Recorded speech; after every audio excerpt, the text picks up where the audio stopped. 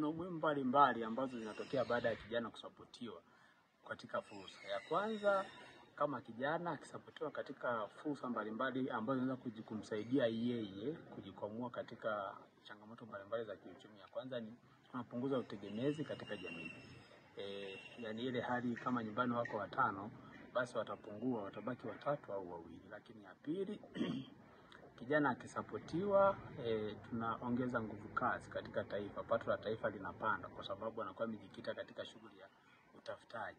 Lakini la tatu, tunapunguza matendo ya kiovu katika jamii. Kama kijana alikuwa amejikita kwenye shughuli ya wizi na upolaji, ulevi uliopindukia, uvutaji wa sigara muda wote bila kufanya kazi, kwa sababu ya uwepo wa fursa mbalimbali, basi unaona wanatoka kwenye yale matendo ya hovyo, wanahamia kwenye yale matendo mazuri ambayo ni utafutaji. Lakini cha nne, kijana akipata fursa anawafungulia wenzake dunia nyingine yaweze kuona fursa. Maana kijana najua wana makundi mengi mbalimbali.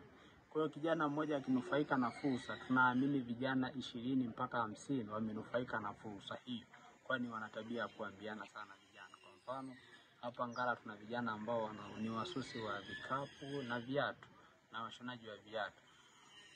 Wazo lilitoka kwa mtu mmoja, lakini wanaotekeleza saizi ni watu karibia 20. Kwa hiyo tunaona kuna umuhimu mkubwa sana wa kuwasupport vijana katika kuona fursa na kuchangamkia fursa. Ikiwa kama serikali tutajitahidi vile tunavyoweza ili kuweza kuwafungulia fursa vijana.